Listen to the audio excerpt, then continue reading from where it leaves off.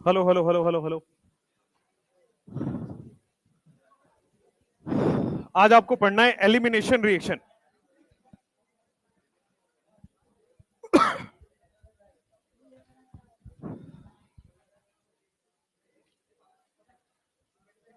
शांत शांत। बोर्ड पे देखो। देखो, आज एलिमिनेशन रिएक्शन आप पढ़ रहे हो, साथ साथ में लिखते रहना जो आप पढ़ोगे, है ना। इसमें मेजर जो रिएक्शन है, आवाज नहीं आनी चाहिए। इसमें जो मेजर रिएक्शन आपको पढ़ना है वो है E1 E2। ठीक है। वैसे मैं आपको बता दूं, एलिमिनेशन रिएक्शन जो होता है, E1 होता है, E2 होता है, E1CB होता है और EI होता है। मुंह बंद, आवाज नहीं आनी चाहिए। एलिमिनेशन रिएक्शन वैसे होने के लिए चार होते हैं, E1 E2 E1CB और EI। आपके नीट के सिलेबस में केवल E1 और E2 पढ़ना है, EI और E1CB नहीं पढ़ना है। ठीक है। EI और E1CB is not in your syllabus. केवल दो सिलेबस में है, E1 और E2। अच्छा, हमने सब्स्टिट्यूशन पढ़ा था, उसी से रिलेटेड है। सब्स्टिट्यूशन में हमने SN1 SN2 रिएक्शन दोनों पढ़ा हुआ था। SN1 SN2 का ही रिलेटेड कॉन्सेप्ट है E1 E2। SN1 SN2 से ही रिलेट करके पूरा उसके एनालॉजी अभी पढ़ेंगे कि जैसा जैसा SN2 है वैसा ही E2 होगा, और जैसा जैसा SN1 है वैसा ही सिमिलर कॉन्सेप्ट E1 होगा। ठीक है। Pin drop silence. वैसा ही कॉन्सेप्ट E1 में होगा जैसा SN1 में है, वैसा ही कॉन्सेप्ट E2 में होगा जैसा SN2 में है। अब एलिमिनेशन रिएक्शन और SN1 SN2 जो सब्स्टिट्यूशन रिएक्शन हमने पढ़ा है, उनमें सबसे बड़ा डिफरेंस क्या है, पहले ये समझो। What is the difference? तो मैंने आपको बताया था कि अगर लो टेम्परेचर रहे, अगर आपके पास लो टेम्परेचर रहे तो हमेशा SN1 या SN2 रिएक्शन फॉलो होगा, सब्स्टिट्यूशन रिएक्शन फॉलो होगा। लेकिन अगर हाई टेम्परेचर रहे तो आपके पास E1 या एलिमिनेशन रिएक्शन फॉलो होगा। ठीक है। लो टेम्परेचर रहे तो वो सब्स्टिट्यूशन रिएक्शन को फेवर करेगा, और हाई टेम्परेचर रहे तो वो एलिमिनेशन को फेवर करेगा। Low temperature and weak nucleophile, low temperature and weak nucleophile generally ये कहां जाते हैं? एसएन रिएक्शन में, नहीं कि SN1 SN2 हो सकता है। और high temperature and strong nucleophile अगर आए तो ये हमेशा ही आपके पास क्या जाएगा? E1 या E2 में चला जाएगा, एलिमिनेशन में। दो कंडीशन होती है, low temperature and weak nucleophile अगर है तो हमेशा वो SN1 या SN2 की तरफ जाएगा, यानी कि सब्स्टिट्यूशन रिएक्शन फॉलो करेगा। अगर आपके पास हाई टेम्परेचर आ गया तो वो एलिमिनेशन रिएक्शन फॉलो करेगा, तो फिर वो आपके सामने एलिमिनेशन रिएक्शन फॉलो करेगा। ठीक है। लो टेम्परेचर एंड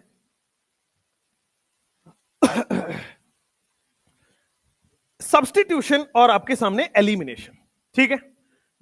मेन जो आपको समझना है वो ये है, टेम्परेचर डिपेंडेंसी मेन है। अगर लो टेम्परेचर है तो कहां जाएगा? SN1 SN2 में। हाई टेम्परेचर है तो कहां जाएगा? एलिमिनेशन में। अब न्यूक्लियोफाइल के भी दो पार्ट मैंने आपको समझाए हुए थे, weak nucleophile, strong nucleophile, weak base, strong base, ऐसा समझाया हुआ था। तो अब न्यूक्लियोफाइल में ना एम्बिग्विटी आ जाती है, क्योंकि अभी आप बोलोगे कि सर स्ट्रॉन्ग न्यूक्लियोफाइल में SN2 होता है, आपने वीक में क्यों SN2 लिख दिया? तो क्या होता है, एलिमिनेशन रिएक्शन में न्यूक्लियोफाइल ना समझ के हम बेस किस बेस से समझेंगे। SN1 में हमें अभी तक क्या देखा था? न्यूक्लियोफाइल स्ट्रॉन्ग होना चाहिए, SN2। न्यूक्लियोफाइल अगर वीक होगा, SN1। न्यूक्लियोफाइल अगर स्ट्रॉन्ग है, अलग से ले रहे हैं, SN2। न्यूक्लियोफाइल में अगर सॉल्वेंट ही न्यूक्लियोफाइल हो रहा है तो क्या हो रहा था? SN1। तो जब भी हम एलिमिनेशन रिएक्शन से कंपैरिजन की बात करेंगे तो हम न्यूक्लियोफाइल हटा के हम बेस की बात करते हैं। ठीक है।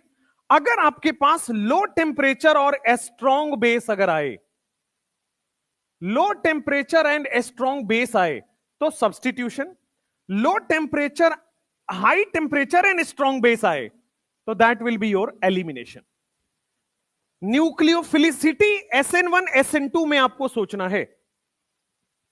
जब भी एलिमिनेशन में आ जाए, चीज वही है, अभी पढ़ाऊंगा आगे, रिएजेंट्स लगभग सेम है, बट यहां पे बेस की तरह सोचना है। अगर आपके पास लो टेम्परेचर में स्ट्रॉन्ग बेस दिया हो, आप सब्स्टिट्यूशन फेवर करोगे। हाई टेम्परेचर में स्ट्रॉन्ग बेस दिया हो, आप एलिमिनेशन को फेवर करोगे। अब जो आपके पास सब्स्टिट्यूशन है वो SN1 SN2 हमने ऑलरेडी कवर कर रखा है। जो एलिमिनेशन आएगा उसके दो पार्ट आपको पढ़ने हैं, E2 रिएक्शन और E1 रिएक्शन। जैसे SN2 था वैसे यहां पे E2 बोल रहे हैं, जैसे SN1 था वही यहां पे E1 बोल रहे हैं। SN2 में क्या बोला था? बाइमोलिक्यूलर सब्स्टिट्यूशन, यही बोला था। और SN1 में क्या बोला था? Unimolecular substitution. यहां पे हम लोग बोलेंगे बाइमोलिक्यूलर एलिमिनेशन, यहां पे होगा बाइमोलिक्यूलर एलिमिनेशन। और E1 रिएक्शन में होगा unimolecular elimination, unimolecular elimination, elimination. तो यूनिमोलिक्यूलर एलिमिनेशन, बाइमोलिक्यूलर। अभी तक हमें इंट्रोडक्शन दे रहे हैं कि एलिमिनेशन कब कब आपको क्वेश्चन में दिखेगा। जैसे ही हाई टेम्परेचर दिख जाए, स्ट्रॉन्ग बेस दिख जाए, एलिमिनेशन हो जाएगा। बाकी सारे केसेस में क्या होगा? SN1 SN2। हाई टेम्परेचर के साथ स्ट्रॉन्ग बेस दिख जाए तो वो क्या हो जाता है? एलिमिनेशन। रेस्ट सारे केसेस में क्या होगा? Substitution, SN1 SN2। अभी सबसे पहला एलिमिनेशन जो है वो दो तरीके का होता है। पहला एलिमिनेशन जो हमें पढ़ना है वो है अल्फा अल्फा एलिमिनेशन, या फिर उसको बोलते हैं हम लोग अल्फा एलिमिनेशन। अल्फा एलिमिनेशन क्या है इसकी पहले चर्चा करते हैं, फिर हम लोग बात करेंगे अल्फा अल्फा एलिमिनेशन की। इसी को कई बार 1-1 एलिमिनेशन भी बोला जाता है, इसी को कई बार 1-1 एलिमिनेशन भी बोला जाता है। और यह एक इंपॉर्टेंट एलिमिनेशन रिएक्शन है। ध्यान से देखना सब लोग, एक इंपॉर्टेंट एलिमिनेशन रिएक्शन कैसे हो रहा है। मान लो मैंने एक बेहोश करने वाली जो कंपाउंड होता है, क्या वो क्लोरोफॉर्म होता है? बेहोश करने वाला कंपाउंड होता है क्लोरोफॉर्म, जिसका फॉर्मूला होता है CHCl3। तो हमने लिया है क्लोरोफॉर्म, जिसको हम, ये अभी आयोडोफॉर्म रिएक्शन आएगा उसमें सब आएगा पूरा डिटेल में, इसको बोलते हैं CHCl3। क्लोरोफॉर्म है CHCl3। मान लो इसमें हम स्ट्रॉन्ग बेस दे रहे हैं, और स्ट्रॉन्ग बेस के नाम पे हमने आपको पढ़ाया हुआ है कि अल्कोहलिक KOH क्या है? Strong base. NaNH2 क्या है? Strong base. RO- क्या है? Strong base. CH3O- क्या है? Strong base.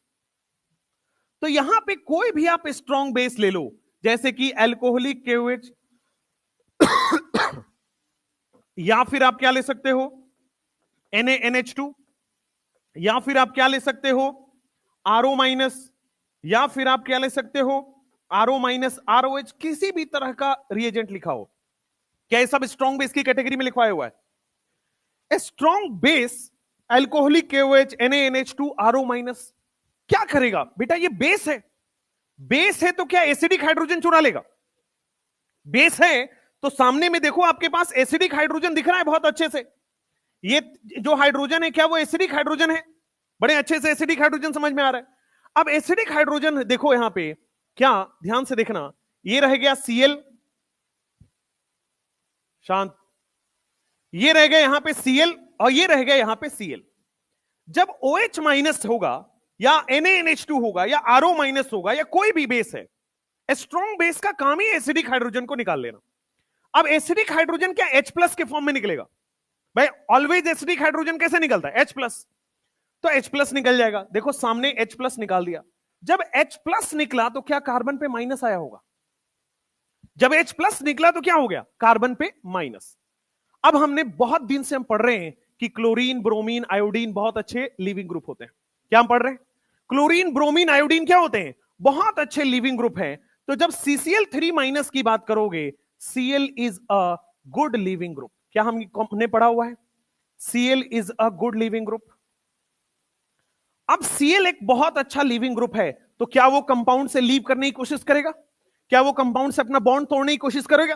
तो यहां से Cl बॉन्ड तोड़ने की कोशिश करेगा, लेकिन क्या Cl- बनेगा? भाई Cl कैसे निकलेगा? Cl- बना के लिविंग ग्रुप क्या बनाता है? Stable A9.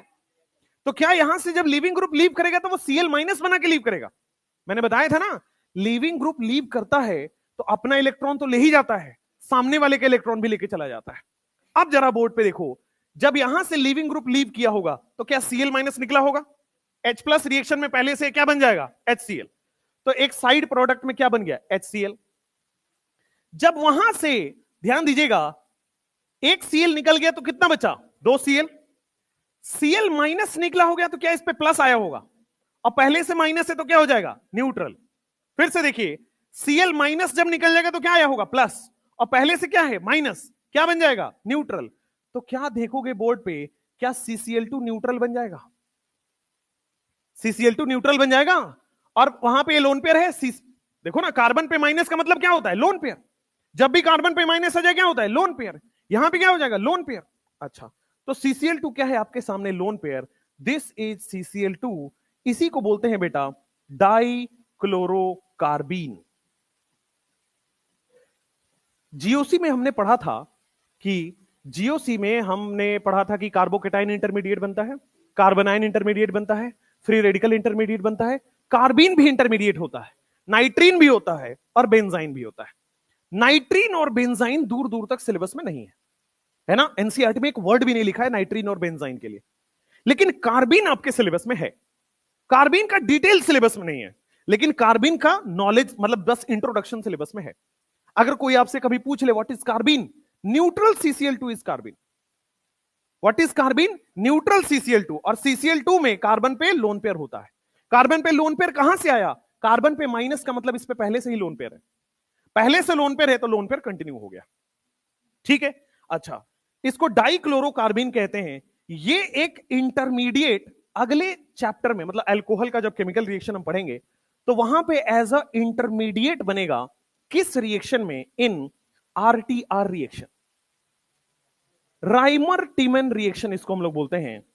उसमें इंटरमीडिएट की तरह यूज होगा राइमर टीमन रिएक्शन, वहां पे ये यूज होगा। तो देखो हमने अभी क्या किया, हमने जहां पे क्लोरीन लगा है क्या उसको हम अल्फा कार्बन बोलेंगे?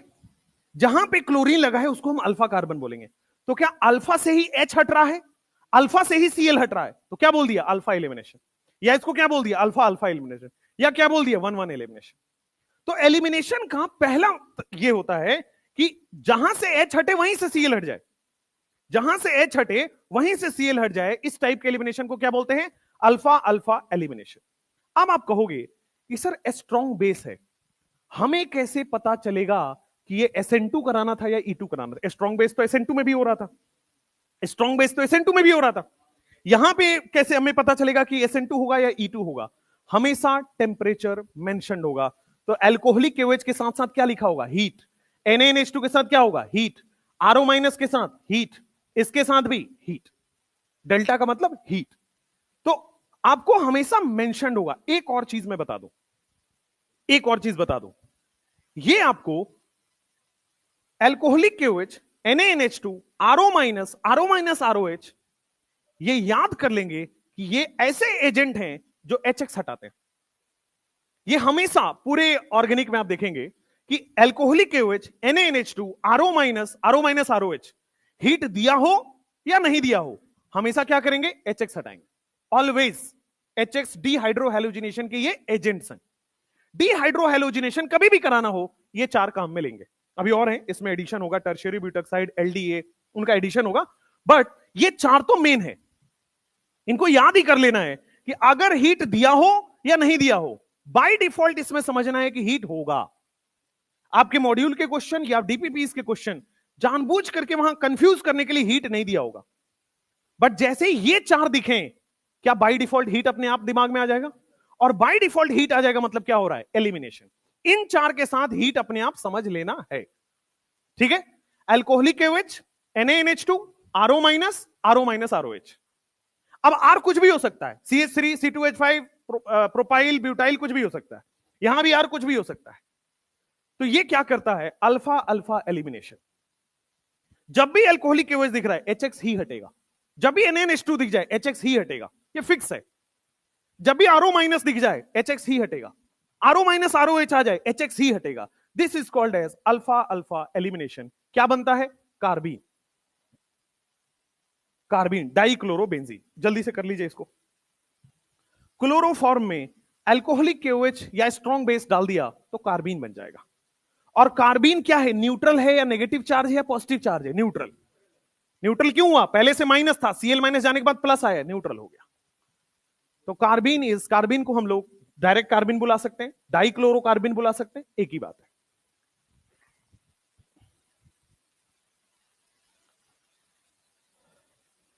इसके बाद हम पढ़ेंगे बीटा एलिमिनेशन या अल्फा बीटा या 1 2। फटाफट लिख लीजिए इसको, 10 सेकेंड है, साथ साथ में लिखिए। आज जो पढ़ रहे हैं उसको साथ साथ में लिखिए।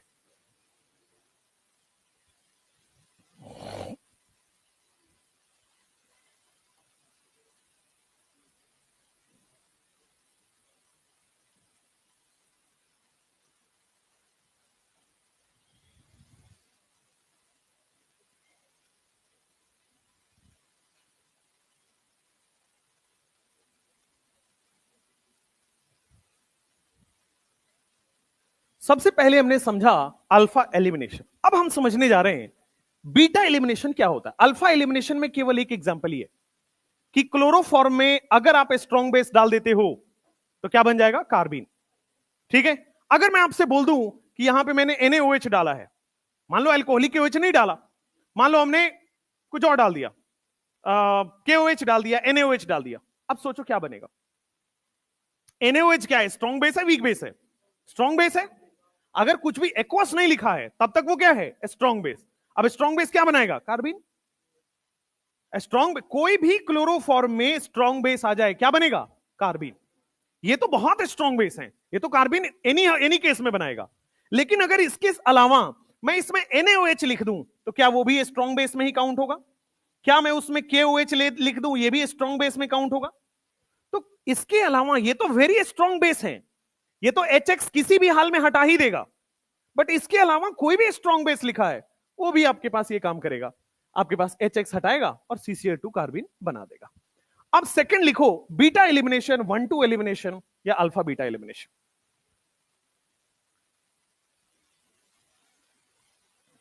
हो गया ये वाला? लिखो सेकंड टाइप है, साथ में लिखते रहना, जब समझाने की बारी आएगी तो रुक जाना। Second type of elimination is, उसको बोलते हैं बीटा एलिमिनेशन। बीटा एलिमिनेशन, या फिर हम लोग इसको बोलेंगे alpha beta elimination. Alpha beta elimination, या फिर हम लोग इसको बोलेंगे 1 2 एलिमिनेशन। अब जरा बोर्ड पे ध्यान से देखना बेटा, बात नहीं, अब इसको बोर्ड पे देखना। इसके दो पार्ट्स होते हैं, इसके दो पार्ट्स होते हैं। पहला पार्ट है E1 और दूसरा पार्ट है E2। There are two parts of reaction, E1 reaction और E2 reaction. Alpha alpha E1 E2 नहीं देता है। अल्फा अल्फा में एक ही रिएक्शन है, क्लोरोफॉर्म में बेस डालो कार्बीन बनेगा, खत्म। यहां से E1 E2 स्टार्ट होता है। तो जब भी बीटा कार्बन से बीटा हाइड्रोजन हटे या अल्फा बीटा पोजीशन से एलिमिनेशन हो, उसको हम लोग क्या बोलेंगे? E1 E2 या बीटा एलिमिनेशन या 1 2 एलिमिनेशन। अब बोर्ड पे देखो, मान लो मैंने एक एग्जांपल लिया है CH3 CH2 CH2Cl, मान लो हमने ये एग्जांपल लिया है, ठीक है। इसमें मैंने ध्यान से देखिएगा, मैंने डाल दिया है अल्कोहलिक KOH। अभी अभी याद कराया है कि अल्कोहलिक KOH क्या होता है? Very strong base. ये क्या करता है? HX हटा देता है। इसके साथ में या तो मैं NaNH2 डाल दूं, ये क्या वेरी स्ट्रॉन्ग बेस है, ये भी क्या करेगा? HX हटा देगा। इसके साथ में मैं RO- डाल दूं, RO- डाल दूं तो ये क्या करेगा? वेरी स्ट्रॉन्ग बेस, क्या हो जाएगा? HX हटा देगा। अगर RO- के साथ साथ ROH भी दिया हुआ है तब भी क्या है? ये very strong base. Very strong base क्या करता है? HX हटा देता है। ये सब क्या करेंगे? HX हटा देंगे। और देखो ध्यान से, जहां से हाइड्रोजन लगा है उसको हम क्या बोल रहे हैं? अल्फा, और उसके बगल वाले क्या बोल रहे हैं? बीटा। अल्फा से क्या हटाना है? Cl। बीटा से क्या हटाना है? हाइड्रोजन। तो क्या अब अल्फा बीटा एलिमिनेशन हो रहा है? अभी क्या हो रहा था? अल्फा से ही Cl, अल्फा से ही H। This is alpha alpha. ये E1 E2 में काउंट नहीं होता है। हमेशा जब भी पड़ोसी कार्बन से होगा तब E1 E2 काउंट होगा। अब देखो अल्फा हो गया, फिर क्या हो गया, बीटा हो गया। अब अल्फा बीटा से हमने क्या किया है, CH3। अल्फा अल्फा से ऑब्वियस है कि हमारे पास बन जाएगा Cl हटेगा, और बीटा से H हटेगा, आपके पास एल्कीन बन जाएगा। एक ये प्रोसेस है। अब ये कैसे हुआ, ये बड़ा इंटरेस्टिंग प्रोसेस है। ठीक है, ये कैसे हुआ, बहुत इंटरेस्टिंग प्रोसेस है, ध्यान से रखना। इसी को बोलते हैं E2 रिएक्शन। अब मैं E2 रिएक्शन की मैकेनिज्म पढ़ाने वाला हूं। ये रिएजेंट्स क्लास के अंदर ही याद हो जाने चाहिए। Alcoholic KOH, NaNH2, RO minus, RO minus ROH, इनके साथ हीट दिया हो या नहीं दिया हो, क्या करेंगे, HX हटा देंगे। कायदे से क्या होना चाहिए, कायदे से हीट दिया हुआ होना चाहिए, बट अगर नहीं दिया है तो हम क्या समझेंगे, बाय डिफॉल्ट हीट दिया हुआ है। अगर मान लो क्वेश्चन में हीट नहीं दिया इसके साथ, इसका मतलब बाय डिफॉल्ट हीट है। अब देखो ध्यान से, इसकी मैं मैकेनिज्म पढ़ा रहा हूं। हल्का फुल्का SN2 के मैकेनिज्म याद है क्या? वहां पे स्ट्रॉन्ग न्यूक्लियोफाइल कार्बन पे अटैक कर रहा था बैक साइड से, एक ट्रांजिशन स्टेट बन रहा था जिसमें एनाइन लाइक कैरेक्टर हो रहा था और इन्वर्जन हो रहा था, Walden inversion, umbrella inversion, 100% inversion. Same वही चीज मैं यहां करने वाला हूं। बोर्ड पे ध्यान से देखो, मैंने बस इस स्ट्रक्चर को थोड़ा सा चेंज किया है। अब पेन वेन से मत लिखना, पेन ड्रॉप कर दो। अब यहां देखो मैंने क्या किया, एक H को ऊपर बनाया है, भाई CH2 है, एक H को ऊपर बना दिया, और यहां पे जो Cl लगा हुआ है, इस Cl को क्या लगाया, यहां लगाया। ध्यान से, अब मान लेता हूं यहां पे अल्कोहलिक KOH लिया है। पहली बात, कहीं भी साइड में अल्कोहलिक KOH को लिख देता हूं। What do you mean by alcoholic KOH? बार अब आप सुनते हो अल्कोहलिक KOH क्या है, अब समझ लो अल्कोहलिक KOH एक्चुअली क्या है। अल्कोहलिक KOH का मतलब KOH होगा और उसमें अल्कोहल डाला होगा। तो एक काम करो, KOH है हमारे पास और क्या डाला हुआ है, अल्कोहल का मतलब क्या होता है, ROH। क्या मेरे भाई बोर्ड पे देखना, क्या यह बेस दिख रहा है आपको, strong base. NaOH KOH group 1 के जो ग्रुप 2 के बेस होते हैं वो स्ट्रॉन्ग बेस होते हैं। तो ये ग्रुप 1 का बेस है, बहुत स्ट्रॉन्ग बेस है। अगर बेस है तो अल्कोहल का H एसिडिक H होता है। भाई हाइड्रोजन मोर इलेक्ट्रोनेगेटिव से कनेक्टेड है, क्या ये एसिडिक H है? अच्छा, तो ये बेस क्या करेगा, एसिडिक H को चुरा लेगा, क्या बना दिया, वाटर, और साथ में क्या क्रिएट कर दिया, RO माइनस। तो ये जो RO माइनस लिखा हुआ है ना, ये क्या है, अल्कोहलिक KOH। ये RO माइनस लिखा हुआ है, क्या है, अल्कोहलिक KOH। तो जब भी अल्कोहलिक KOH लिखा हो, उसी का ये दूसरा फॉर्म लिखा हुआ है, ये alcoholic KOH। What is alcoholic KOH? A strong base इस एसिडिक H को चुरा लेगा, तो बचेगा क्या आपके पास, RO माइनस, और ये जो RO माइनस है यही क्या है, अल्कोहलिक KOH। तो ये जो अल्कोहलिक KOH लिखा हुआ है, RO माइनस, ये सब अल्कोहलिक KOH का ही दूसरा फॉर्म है बस। अब बोर्ड पे देखो मैंने क्या किया, इस मैकेनिज्म में यहां पे मैंने सबसे पहले क्या लेना होगा, RO माइनस लेना होगा। भाई अल्कोहलिक KOH लो, NaNH2 लो, कुछ भी ले लो, अल्कोहलिक KOH का मतलब RO माइनस। अब सबसे पहला काम क्या होता है एलिमिनेशन में, ये जो बेस है इस मॉलिक्यूल से टकराता है। ये जो बेस है इस मॉलिक्यूल से टकराता है। याद करो SN2 में क्या वहां पे स्ट्रॉन्ग न्यूक्लियोफाइल कार्बन पे अटैक कर रहा था, सिमिलरली ये भी तो स्ट्रॉन्ग बेस है। और स्ट्रॉन्ग बेस क्या करता है, इसका काम होता है इस एसिडिक H को चुरा लेना। स्ट्रॉन्ग बेस क्या करता है, इस एसिडिक H को पहले चुराता है। ये बीटा वाले को एसिडिक H बोल दिया, बीटा वाले एसिडिक H है। अच्छा, ये बीटा हाइड्रोजन को यहां से चुराएगा। अब बीटा हाइड्रोजन को चुराएगा तो बोर्ड पे ध्यान से देखना, क्या ये H+ की फॉर्म में निकलेगा, तभी तो ROH बना लेगा। ठीक है, तो ये H+ की फॉर्म में निकलेगा। जैसे ही H+ की फॉर्म में निकलेगा, क्या इस कार्बन पे माइनस आएगा? अच्छा, इस कार्बन पे माइनस आएगा। अब ये माइनस चार्ज, क्या एक्स्ट्रा माइनस चार्ज आ गया, तो कहीं ना कहीं डोनेट होगा। तो देखो इस कार्बन के सिग्मा स्टार में ये डोनेट होता है। बोर्ड पे देखिए, स्ट्रॉन्ग बेस क्या करेगा, हमेशा एसिडिक हाइड्रोजन चुराएगा। तो ये बीटा हाइड्रोजन एसिडिक हाइड्रोजन होता है, उसको चुरा लिया। अब यहां से जब इसको चुराएगा तो क्या इस पे माइनस आएगा? माइनस क्या करता है, एंटी बॉन्डिंग में डोनेट करता है। यहां तो सारे 4 बॉन्ड बने हुए, बॉन्डिंग पूरा फिल है, तो कहां डोनेट करेगा, एंटी बॉन्डिंग में। तो ये माइनस चार्ज इसके एंटी बॉन्डिंग में जाएगा, और एंटी बॉन्डिंग में जाने पे क्या बॉन्ड टूट जाता है। अगर इसके एंटी बॉन्डिंग में इलेक्ट्रॉन देंगे तो क्या ये वाला बॉन्ड टूटेगा। तो देखो ऊपर से H निकला, नीचे से क्या निकला, Cl, क्या रिमूव हो गया, HX। लेकिन ध्यान दीजिए एंटी एलिमिनेशन हो रहा है, ध्यान दीजिए एंटी एलिमिनेशन। E2 में बहुत बड़ा कॉन्सेप्ट है कि ये जो नेगेटिव चार्ज बना है ये पैरेलल होना चाहिए सिग्मा स्टार के। ये नेगेटिव चार्ज तभी पैरेलल होगा सिग्मा स्टार के जब एंटी साइड हो। फिर से एक बार और समझेंगे। E2 एलिमिनेशन में क्या होता है, स्ट्रॉन्ग बेस लिया जाता है ऑलवेज। हीट दिया हो या ना दिया हो, स्ट्रॉन्ग बेस के साथ हीट आपको बाय डिफॉल्ट मान के चलना है, ठीक है। अब स्ट्रॉन्ग बेस है, क्या इसकी नजर हमेशा एसिडिक हाइड्रोजन पे होगी? तो बीटा हाइड्रोजन यहां से ये चुराएगा, तो बीटा हाइड्रोजन को सबसे पहले यहां से निकालेगा। बीटा हाइड्रोजन H+ की फॉर्म में निकलेगा, क्योंकि H+ निकलेगा तभी तो RO- के साथ बॉन्ड बना पाएगा, ठीक है। जब H+ निकल गया तो क्या यहां माइनस बचा। अब ये माइनस आगे वाले को डोनेट करता है, तो आगे वाले में डोनेट तब खाली ऑर्बिटल में करेगा। यहां पे बॉन्डिंग पूरा भरा हुआ है तो क्या सिग्मा स्टार में डोनेट करेगा, तो एंटी बॉन्डिंग में डोनेट करेगा, और एंटी बॉन्डिंग में डोनेट करेगा तो बॉन्ड टूटेगा और ये वाला बॉन्ड टूट जाता है। हमने पहले भी बहुत बार पढ़ा हुआ है कि अगर एंटी बॉन्डिंग में इलेक्ट्रॉन आ रहा है तो पुराने बॉन्ड टूट जाएंगे। बेसिकली होता ऐसा है, हाइड्रोजन ऊपर की तरफ लगा हुआ है और Cl नीचे की तरफ लगा हुआ है। सबसे पहले RO- क्या ले जाएगा, ऊपर वाले हाइड्रोजन को। अब हाइड्रोजन को ले गया तो क्या कार्बन पे माइनस आ गया होगा, बीटा कार्बन पे माइनस आ गया है।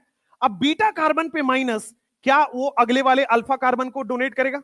अल्फा कार्बन के एंटी बॉन्डिंग में डोनेट करता है, अल्फा कार्बन के एंटी बॉन्डिंग में डोनेट करेगा, तो जैसे ही एंटी बॉन्डिंग में डोनेट किया ये Cl वाला बॉन्ड नीचे से टूट जाएगा। मैंने आपको SN2 में भी सिमिलर रिएक्शन बताया था, सिमिलर मैकेनिज्म, कि एक साइड से OH- आ रहा है एंटी बॉन्डिंग में, क्या वहां भी न्यूक्लियो वो Cl- रिलीज हो रहा था, Br- रिलीज हो रहा था, क्या साइमल्टेनियस हो रहा था? यहां भी साइमल्टेनियस होता है। RO- जिस स्पीड से ऊपर से ले जाता है उसी स्पीड से Cl- नीचे से जा रहा होता है, साइमल्टेनियस रिएक्शन। जितने स्पीड से H+ निकलता है उतने ही स्पीड से Cl- निकल रहा है। अब जरा बोर्ड पे देखना सब लोग, ये रह गया CH3, ये रह गया CH, यहां पे CH2। अब देखो ध्यान से, क्या ये वाला बॉन्ड टूट रहा है? क्योंकि ये वाला बॉन्ड किसके पास जा रहा है, RO- के पास। यहां जो हाइड्रोजन है, क्या ये वाला बॉन्ड फॉर्म हो रहा है और ये वाला बॉन्ड क्या हो रहा है, ब्रेक हो रहा है। सिमिलरली क्या एंटी बॉन्डिंग में यहां पे एक बॉन्ड फॉर्म हो रहा था? भाई देखो ना, ये डोनेट करेगा तो क्या यहां पे पाई बॉन्ड बनेगा, पाई बॉन्ड बन गया। और सिमिलरली ये वाला बॉन्ड क्या टूटेगा, तो ये वाला बॉन्ड आपके पास बॉन्ड ब्रेक होगा, यहां पे पाई बॉन्ड क्या होगा, बॉन्ड फॉर्म हो गया। तो क्या जैसा SN2 में था वैसा ही E2 में भाई ट्रांजिशन स्टेट बन रहा है, नहीं बन रहा है? तो यहां भी ट्रांजिशन स्टेट बन रहा है। अब जरा बोर्ड पे ध्यान से, मैंने SN2 में सिखाया था एनाइन लाइक कैरेक्टर आता है ट्रांजिशन स्टेट में, है ना। अब यहां पे एनाइन लाइक आएगा या नहीं आएगा, ध्यान से देखना भाई। बोर्ड पे देखो, जब H+ निकला होगा तो क्या कार्बनाइन बनेगा? कर लो तुम, हो कर लो, मन में मत रखो भाई। चलो बोर्ड पे देखो, यहां पे आ जाओ। H+ निकलेगा, ध्यान से, जब H+ निकलेगा तो क्या माइनस आएगा, और जब Cl- निकलेगा तो प्लस आएगा। बोर्ड पे जब H+ निकलेगा तो क्या आ रहा है, माइनस, और जब Cl- निकल रहा है तो प्लस। तो क्या बेटा ये न्यूट्रल आ रहा है, यहां पे कोई एनाइन लाइक कैरेक्टर नहीं आ रहा है। लेकिन क्या एल्कीन लाइक कैरेक्टर आ रहा है, क्योंकि यहां माइनस और यहां प्लस, तो क्या पाई बॉन्ड बनेगा। तो इस ट्रांजिशन स्टेट में क्या एल्कीन लाइक कैरेक्टर होगा। तो SN2 में A9 like character transition state में बन रहा था, E2 में एल्कीन लाइक कैरेक्टर बन रहा है। SN2 में भी साइमल्टेनियस रिएक्शन होगा, जिस स्पीड से H+ निकलेगा उसी स्पीड से Cl- नीचे की तरफ निकल जाएगा। SN2 में भी एंटी बॉन्डिंग में डोनेट हो रहा था, यहां भी एंटी बॉन्डिंग में डोनेट होगा। अच्छा, फाइनल प्रोडक्ट क्या बनेगा, सारे बॉन्ड जो टूटने वाले तोड़ दो, सारे बॉन्ड जो बनने वाले जोड़ दो, तो सारे बॉन्ड जो टूटेंगे जो बनेंगे, क्या वो ये बनेगा, क्या वो एल्कीन का फॉर्मेशन करेगा? दैट्स इट, एल्कीन का फॉर्मेशन हो गया।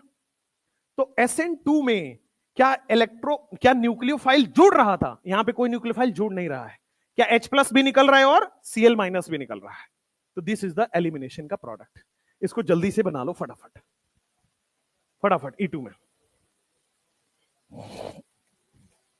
यहां पे ध्यान रखना है, स्ट्रॉन्ग बेस के साथ अगर हीट नहीं दिया है, बाय डिफॉल्ट हीट समझना है। SN2 भी साइमल्टेनियस, ये भी साइमल्टेनियस।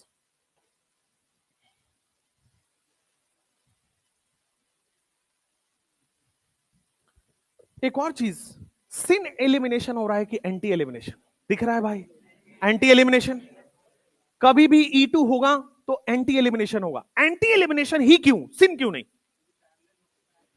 क्योंकि अभी अभी बताया था कि ये जो CH बॉन्ड है वो एंटी बॉन्डिंग के पैरेलल होना चाहिए। अगर ये पैरेलल नहीं होगा तो डोनेट ही नहीं कर पाएगा, तो पाई बॉन्ड ही नहीं बन पाएगा, तो प्रोडक्ट ही नहीं बन पाएगा। तो CH बॉन्ड जो है वो एंटी बॉन्डिंग के पैरेलल होना जरूरी है। पैरेलल होगा तभी पाई बॉन्ड बनेगा। याद है पाई बॉन्ड कैसे बनता है? पैरेलल ओवरलैप से। और अगर CH बॉन्ड एंटी बॉन्डिंग के पैरेलल होगा तो Cl को कहां होना पड़ेगा? नीचे। इसीलिए एंटी एलिमिनेशन होता है।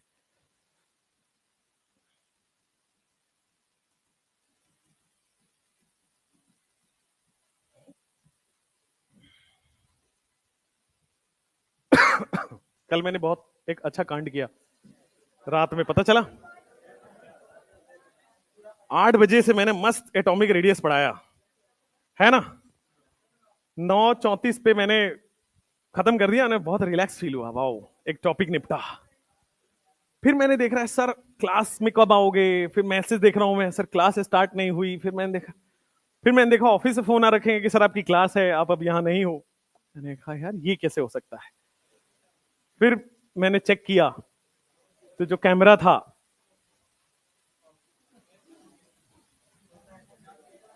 वो ऑफ था। सोचो क्या मजे आए होंगे मुझे, ठीक है। और 1.5 घंटे में मैं एकदम झूम के पढ़ाया था अंदर, है ना, मजेदार, है ना। खूब जोक वोक मारे थे, वो जोक अब मुझ पे ही लग रहा था। क्या मस्त। मैं कमेंट नहीं देखता पढ़ाते हुए ऑनलाइन में ना, मैं कमेंट नहीं देखता, इट्स अ डिस्टरबेंस। तो अब मैं फोन का ऑन करके पढ़ाऊंगा, साइलेंट करके नहीं पढ़ाऊंगा, क्योंकि ऑन रहेगा तो कम से कम फोन ऑन पे तो पता चल जाएगा ना अगले 5 मिनट में। ऐसा बहुत बार हुआ है। एक बार मैं 6 घंटे की वन शॉट लिया था, फिर पता चला कि 1.5 घंटे तो रिकॉर्ड हुआ है, 4.5 घंटे रिकॉर्ड नहीं हुआ क्योंकि मेमोरी कार्ड फुल हो गया था।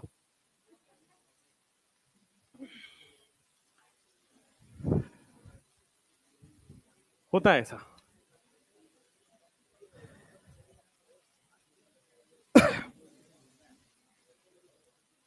लिखो भाई इंपॉर्टेंट पॉइंट्स। अच्छा एक और चीज बोर्ड पे देख के बताना, इसका साइड प्रोडक्ट पूछ रहा है अगर। सब लोग बोर्ड पे, साइड प्रोडक्ट क्या बनेगा? क्या HCl बन जाएगा? एक और बन रहा है ROH। बढ़िया।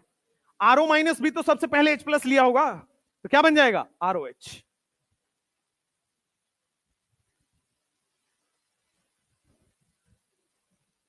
ये आप HCl भी लिख सकते हो, या फिर ये Cl- की फॉर्म में स्टेबल एनाइन बना के रहता है। लिखो इंपॉर्टेंट पॉइंट्स ऑफ E2, लिख दे important points of E2।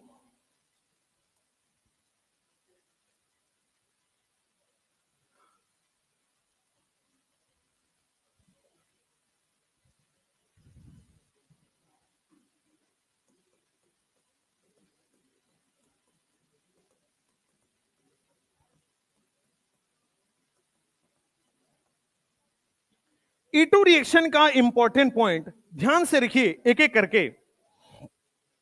Note, सबसे पहला पॉइंट ये लिखिए, पहला, anti elimination takes place. Anti elimination takes place. A board पे, anti elimination takes place because जो CH सिग्मा बॉन्ड है should be parallel to CH sigma bond should be parallel to sigma star anti bonding MO। MO का मतलब molecular orbital. Next important point, क्या ये 1 step reaction है, 2 step reaction है? 1 step. Simultaneous reaction है, 1 step reaction होगा। जितनी speed से H निकलेगा उतने ही स्पीड से नीचे से Cl निकल जाएगा। रेट ऑफ E2 क्या होगा? किन किन चीजों पे डिपेंड करेगा? अभी अभी बताया बाई मोलिक्यूलर है, तो अल्काइल हैलाइड, अल्काइल हैलाइड पे भी डिपेंड करेगा और स्ट्रॉन्ग बेस पे भी डिपेंड करेगा। E2 जो है वो बाई मोलिक्यूलर है, और बाई मोलिक्यूलर मतलब दो मोलिक्यूल पर इसका रेट डिपेंड करेगा।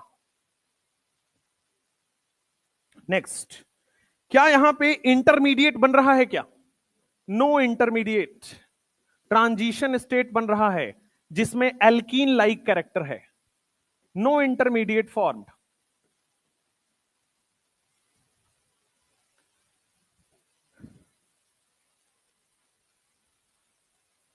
इंटरमीडिएट फॉर्म नहीं हो रहा है। इसके बाद मान लो आपके पास रेट ऑफ E2 दिया गया है और यह पूछा जा रहा है, मान लो RI है, RBr है, RCl है और RF है, किसका रेट ज्यादा होगा?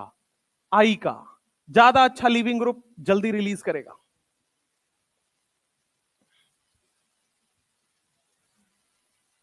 नेक्स्ट, मान लो आपके पास रेट ऑफ E2 अगर ऐसे पूछा जा रहा है, डिफरेंट अल्काइल हैलाइड है, मतलब मान लो सारे RCl ही है, तो कैसे देखोगे? अगर if rate of E2 if halide is different, अगर हैलाइड बदल जाए तो क्या हो जाएगा आपके पास? RI का सबसे ज्यादा, फिर RBr, फिर RCl, फिर RF। ऐसा कोई क्वेश्चन भी कल लेके आया था कि मान लीजिए आपके पास दिया गया है रेट ऑफ SN2, मान लो पूछा जा रहा है, रेट ऑफ SN2 क्या होता है? स्टीरिक हिंड्रेंस का इनवर्सली प्रोपोर्शनल, यही होता है। मान लो आपके पास 1 2 यहां पे Cl लगाओ, ठीक है, और 1 2 मान लो यहां पे आयोडीन लगाओ, ठीक है, या फिर मान लो इसको Br लगा दो। एक और अच्छा क्वेश्चन बना लो, मान लो यहां पे आयोडीन लग रहा है।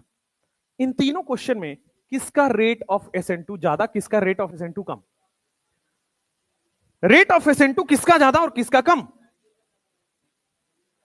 रेट ऑफ SN2 कैसे पहचानते हो? स्टीरिक हिंड्रेंस के इनवर्सली प्रोपोर्शनल। लेकिन अगर हैलाइड बदल जाए तो आयोडाइड का सबसे ज्यादा, फिर Br का और फिर Cl का। स्टीरिक हिंड्रेंस के इनवर्सली प्रोपोर्शनल कब था? जब हैलोजन सेम है। आपके डीपीपी में भी और मॉड्यूल में भी दोनों जगह सेम क्वेश्चन है, ठीक है। अगर आपके पास हैलाइड डिफरेंट होता है, कुछ और सोचना ही नहीं है। अगर हैलाइड डिफरेंट है तो अच्छा लिविंग ग्रुप, अच्छा रिएक्शन। अगर हैलाइड डिफरेंट है, अच्छा ग्रुप, अच्छा उस समय स्टीरिक हिंड्रेंस ब्ला ब्ला चीजें सब गई पानी में, इसको देखना ही नहीं है। अगर हैलाइड सेम है, अगर हैलाइड सेम है तब क्या देखते हो? SN2 में स्टीरिक हिंड्रेंस के इनवर्सली प्रोपोर्शनल, ठीक है। चलो अब आ जाओ नेक्स्ट। मान लो आपके पास अगर हैलाइड सेम है तो यहां कैसे रेट डिपेंड करेगा? अगर हैलाइड सेम है तो यहां पे रेट कैसे डिपेंड करेगा? एल्कीन का जितना स्टेबल एल्कीन बन जाए। भाई SN2 में क्या एनाइन लाइक कैरेक्टर बन रहा था, तो हमने क्या देखा था? स्टेबल एनाइन जहां बनेगा, स्टेबल एनाइन लेसर डिग्री बनाता है। चलो यहां पे क्या एनाइन बन रहा है? नहीं। क्या यहां केटाइन बन रहा है? नहीं। तो यहां क्या बन रहा है? एल्कीन। तो इसका रेट किस पर डिपेंड करेगा? एल्कीन की स्टेबिलिटी पे। तो रेट ऑफ E2 किस पे डिपेंड करेगा? Directly proportional to stability of alkene. Rate of E2, चूंकि इसमें ट्रांजिशन स्टेट में एल्कीन बन रहा है, तो rate of E2 is directly proportional to stability of alkene. और ये कब देखना है? If halide is same. अगर हैलाइड ही बदल जाए तो हमेशा आपके पास I ज्यादा, then Br, then Cl, then F, चाहे कैसा भी कंडीशन आ जाए। लेकिन अगर हैलाइड सेम आ जाए तो rate of E2 directly proportional to stability of the alkene. अब E2 में ना एक सवाल आया जो एनसीईआरटी में नहीं है और 2019 या 20 में सवाल आया कि अगर एल्कीन भी सेम बनने लगे, भाई ऐसा भी तो हो सकता है, दो एल्काइल हैलाइड है, प्रोडक्ट सेम बने। अगर मान लो एल्कीन सेम बनने लगे तब कैसे देखोगे? अगर एल्कीन सेम बनने लगे, इफ एल्कीन इज सेम, अगर एल्कीन ही सेम हो जाए, देन रेट ऑफ E2, उस केस में rate of E2 directly proportional to number of beta H। ध्यान से, बहुत इंपॉर्टेंट है ये रेट ऑफ E2, बहुत बार क्वेश्चन आए हुए हैं, ठीक है। कभी हैलाइड वेरी करके, कभी R वेरी करके, और कभी एल्कीन को सेम करके। अब ये लास्ट वाले का लॉजिक बताओ भाई, अगर एल्कीन सेम हो गया तो बीटा H के डायरेक्टली प्रोपोर्शनल कैसे होगा? अगर हमने एल्कीन सेम बना दिया, मान लो प्रोडक्ट सेम बन रहा है, जैसे एक एग्जांपल ये ले लो भाई, CH3 कार्बन, यहां H, यहां H, यहां पे CH2Cl, ठीक हो गया। दूसरा ले लो CH3 कार्बन,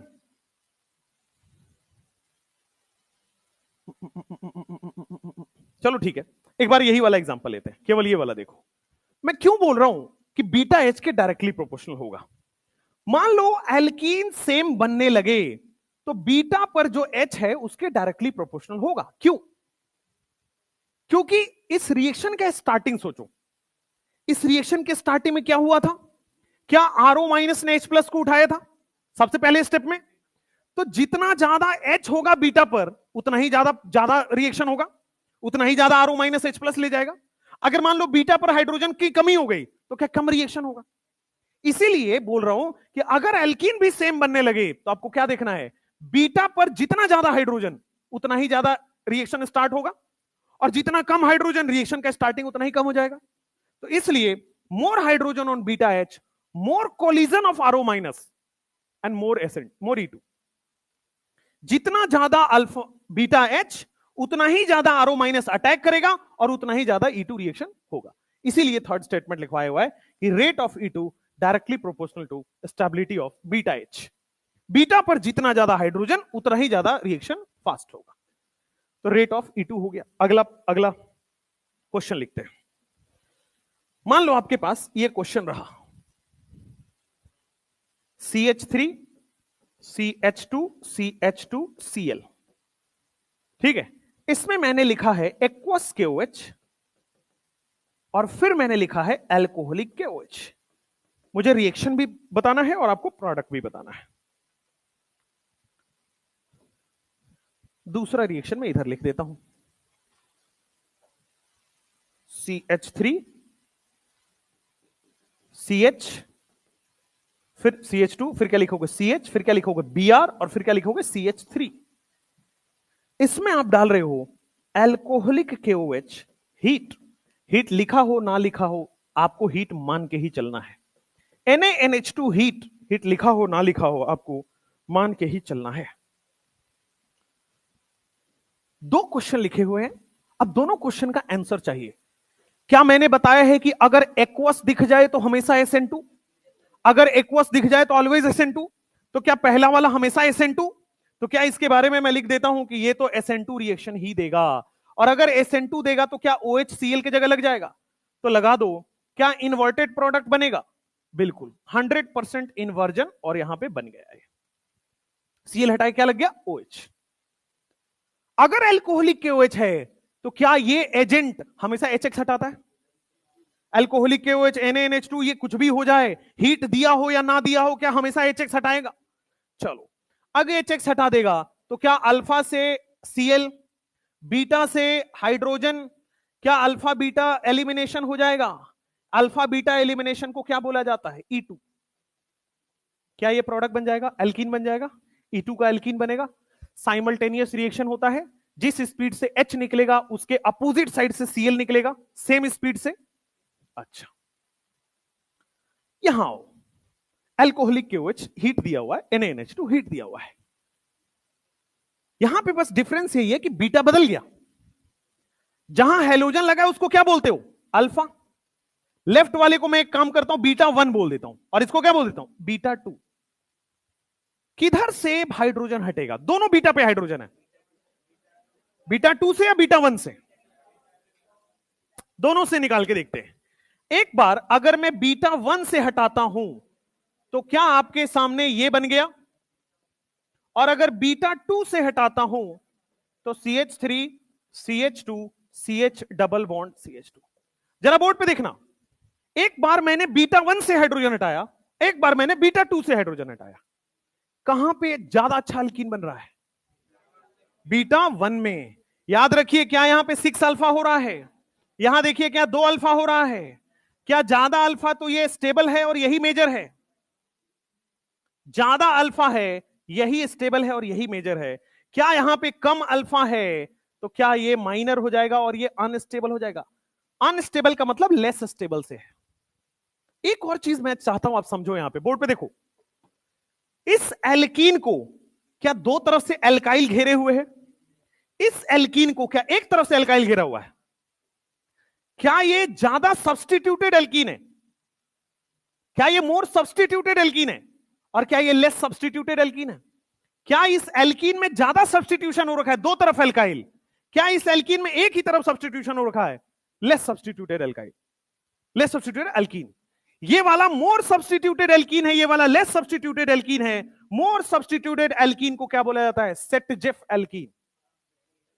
मोर सब्स्टिट्यूटेड एल्कीन को Saytzeff alkene, less substituted alkene को हॉफमैन एल्कीन। सेटजेफ को ही जेटसेफ बोला जाता है, ठीक है?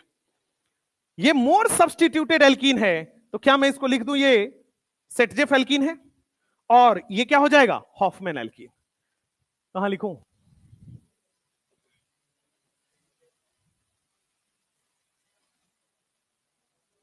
वाह, है ना?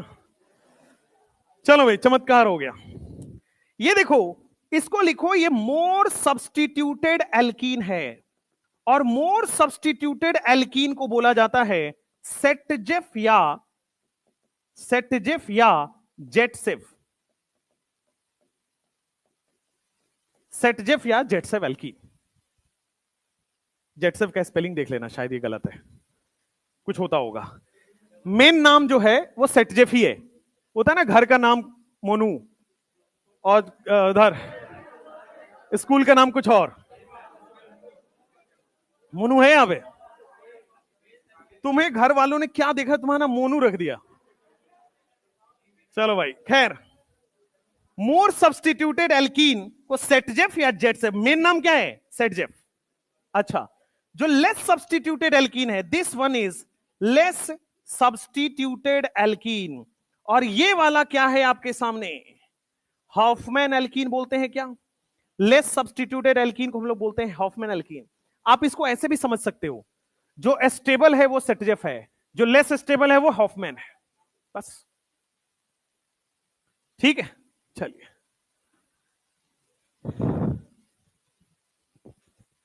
जनरली सेटजेफ एल्कीन मेजर होता है। अब जैसे ही जनरली बोला तो एक टॉपिक आ जाएगा, कब कब हॉफमैन बनता है ये भी सुनना पड़ेगा। तो पहले ये लिख लो 10-20 सेकेंड में। चलो मुझे पहले इस क्वेश्चन का आंसर दो कि यहां पे how many possible alkenes are there. इस क्वेश्चन में, सेकंड क्वेश्चन में, how many possible alkenes are there, product में कितने पॉसिबल एल्कीन बने हैं? दो बोले ना तो बेटा 8वें फ्लोर से धक्का मारूंगा। 3 होगा। क्या पहला वाला सिस ट्रांस शो करेगा और ये नहीं करेगा? तो क्या एक सिस और एक ट्रांस और एक ये, टोटल कितने हो गए? 3। ठीक है। अगर इसमें पूछा जाए how many structural alkenes are there, how many structural isomer of alkene are there? Structural, structural, सब बेटा नील बेटा सन्नाटा है पहले वाला। स्ट्रक्चरल आइसोमर 2 होते हैं, ये पोजीशन आइसोमर हो गए ना, उसमें सिस ट्रांस नहीं जोड़ा जाता है। तो स्ट्रक्चरल आइसोमर कितने हो गए? 2। अगर टोटल पॉसिबल एल्कीन पूछा जाए 3। Total possible alkene is 3, structural isomers are 2। Saytzeff alkene वो होते हैं जो मोर सब्स्टिट्यूटेड, जहां ज्यादा अल्फा एच हो। हॉफमैन एल्कीन वो होता है जो लेस सब्स्टिट्यूटेड, कम अल्फा एच हो।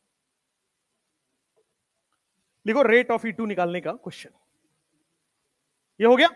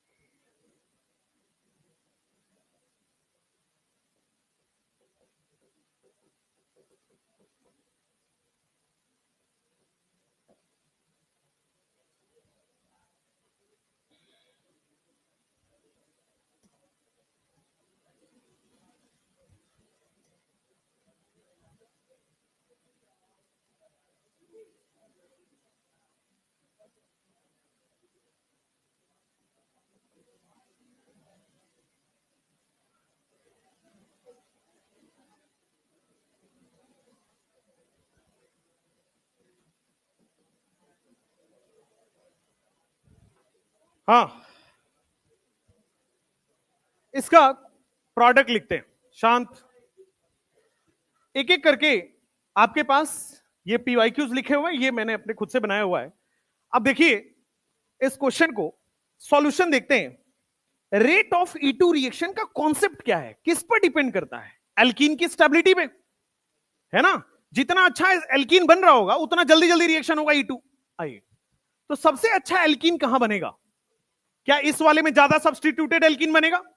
आप अगर एल्कीन इसका बनाओगे तो क्या वो 6 अल्फा एच आ रहा है?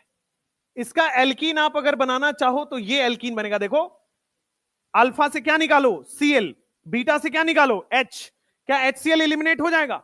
यहां से मान लो निकाल लिया तो ये 6 अल्फा बन गया।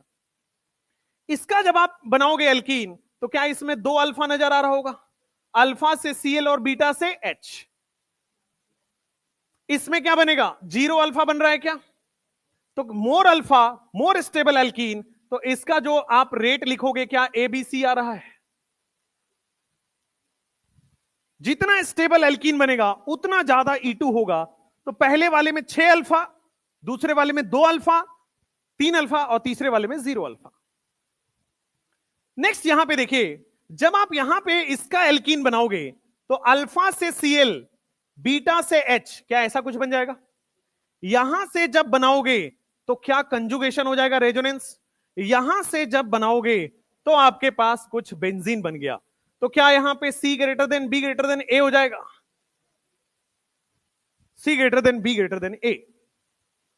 थर्ड क्वेश्चन में देखो, जब आप यहां पे बनाओगे तो अल्फा से B और यहां बीटा से, तो pH CH double bond CH2 बनेगा। एक ये देखोगे CH3 CH double bond CH2 बनेगा। एक ये, और ये क्या सेम बन जा रहा है?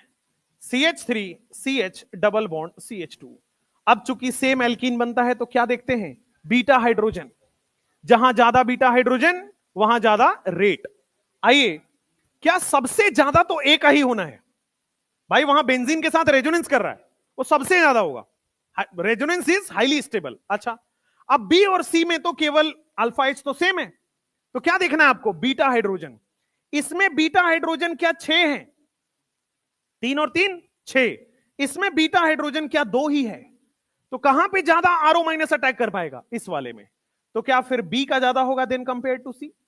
बी वाले में बीटा हाइड्रोजन 6 है तो ज्यादा आरओ माइनस का अटैक होगा, ज्यादा E2 होगा। और सी वाले में बीटा हाइड्रोजन कितने हैं?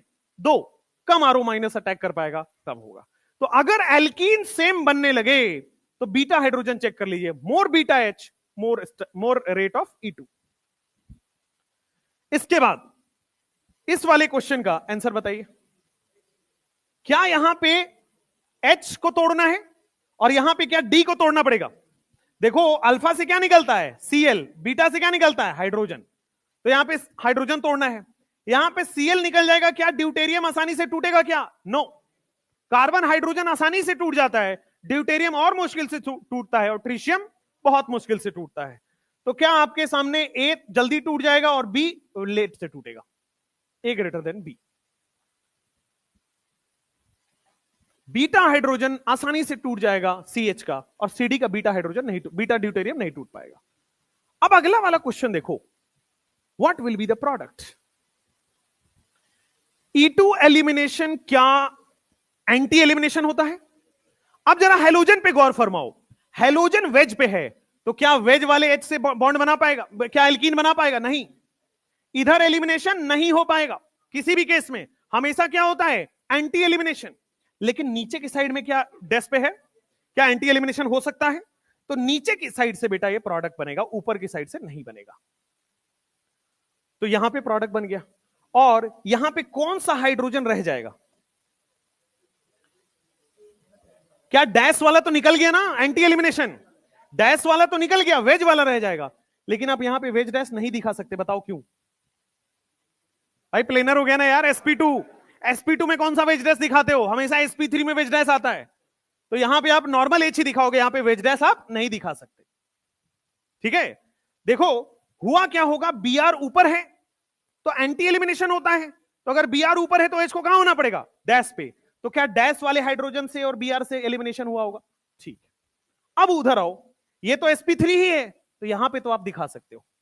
ये sp3 कार्बन है, तो यहां पे कौन लगा हुआ है डैश पे? CH3। और वेज पे कौन लगा हुआ है? H। हो गया आपके पास। इधर आओ, इस वाले क्वेश्चन को जब आप बोर्ड पे देखो तो क्या आपके पास Br कहां है? वेज पे। क्या इस साइड ही बन जाएगा? क्या डैश से बनेगा? आपको कैसे पता उधर बनेगा? भाई यहां वेज पे है तो डैश पे भी तो हाइड्रोजन होगा। भाई दूसरा हाइड्रोजन कहां गया? उसका डैश पे भी होगा। तो आप ऊपर भी बना सकते हो और नीचे भी बना सकते हो। एग्जामिनर नहीं दिखाएगा आपको, आपको खुद देखना है। भाई इसके पास दो हाइड्रोजन होगा ना, इस कार्बन के पास दो हाइड्रोजन होगा। अगर एक वेज पे है तो दूसरा कहां होगा? डैश पे। sp3 का रूल है कि अगर एक वेज पे है तो दूसरा कहां जाएगा? डैश पे। तो भाई एक हाइड्रोजन अगर वेज पे है तो ये सोचना पड़ेगा डैश पे। तो क्या इधर से भी एलिमिनेशन हो सकता है? और क्या ऊपर साइड से भी एंटी एलिमिनेशन हो सकता है? तो यहां पे बच्चे दो प्रोडक्ट बन रहा है। पहला प्रोडक्ट मैं नीचे की साइड से बना दिया ऐसा, और ये तो sp3 है तो वेज डैश दिखा दो। एक बार आपके पास ये बनेगा ऊपर के साइड से, तो देखोगे ये बन गया है ना। बाद बाकी यहां पे हाइड्रोजन वेज पे है और हाइड्रोजन डैश पे है। लेकिन यहां पे मिथाइल को आप वेज डैश पे नहीं दिखा पाओगे, क्योंकि वो sp2 हो गया। क्या sp2 हो गया? वेज डैश नहीं दिखा पाओगे। अब बताओ ज्यादा अल्फा एच कहां है?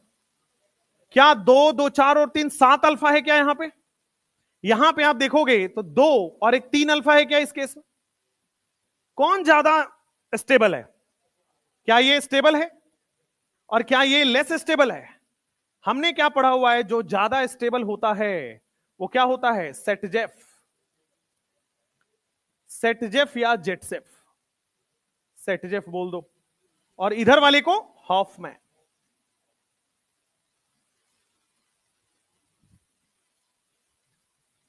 ध्यान रखेंगे हमेशा एंटी एलिमिनेशन होता है, सिन एलिमिनेशन संभव ही नहीं। हो गया? अब लिखो, ये तो आपने डीहाइड्रो हेलोजिनेशन नॉर्मल पढ़ा, एक हेलोजन वाला। अब विसिनल डाइहैलाइड का डीहाइड्रो हेलोजिनेशन करेंगे। जल्दी से लिखो फटाफट, 10-20 सेकंड ले लो, जल्दी लिखो।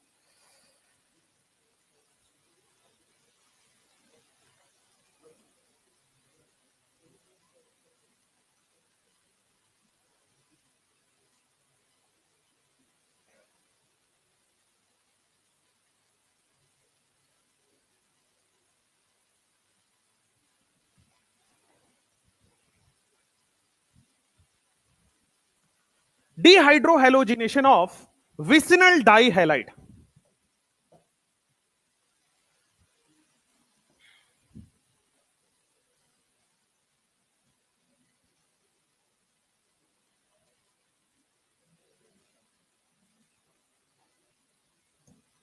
Dehydrohalogenation of vicinal dihalide लिख लो।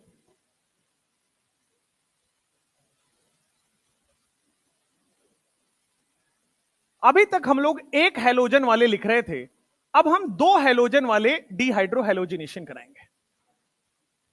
पहले विसिनल करते हैं, फिर जेमिनल करेंगे। अब इसमें एक ट्विस्ट है सेम चीज ही। यहां भी होगा E2 ही, यहां भी होगा एंटी एलिमिनेशन, यहां भी होगा साइमल्टेनियस, यहां भी ट्रांजिशन स्टेट बनेगा, यहां भी एल्कीन लाइक कैरेक्टर बनेगा। बट एक ट्विस्ट है, सबसे छोटे विसिनल डाइहैलाइड से स्टार्ट करते हैं, CH2, CH2, यहां पे लगा देते हैं Cl, यहां पे लगा देते हैं Cl। क्या ये विसिनल डाइहैलाइड है? अब मुझे बताओ, अगर मुझे यहां से डिहाइड्रोहेलोजिनेशन कराना है या HX कराना है, सबसे पहला दिमाग में क्या आता है? Alcoholic KOH। Alcoholic KOH strong base है, स्ट्रॉन्ग बेस क्या करेगा? HX हटा देगा। तो मैंने क्या किया, यहां पे अल्कोहलिक KOH ले लिया। अब अल्कोहलिक KOH ले लिया है, ध्यान से देखिएगा क्या करेगा। किसी को भी आप अल्फा मान सकते हो, किसी को भी बीटा मान सकते हो। क्या एंटी एलिमिनेशन कर देगा? क्या अल्फा से Cl और बीटा से H, अल्फा से Cl निकाल दो और बीटा से H निकाल दो, तो क्या आपके सामने अल्फा से Cl और बीटा से H, अल्फा से Cl और आपके सामने बीटा से H, क्या ये बन जाएगा भाई? देख लो, अल्फा से क्या निकाल दिया? Cl, बीटा से क्या निकाल दिया? H। क्या डिहाइड्रोहेलोजिनेशन हो गया? लेकिन जैसे ही ये बना, कुछ कुछ हुआ यहां पे। क्या हुआ? क्या बेटा रेजोनेंस हो गया? जैसे ही हुआ, विसिनल डाइहैलाइड में पाई सिग्मा लोन पेयर नाम से क्या रेजोनेंस होने लगा, और रेजोनेंस होने से क्या ये स्टेबल हो गया? भाई रेजोनेंस होने से स्टेबल हो गया।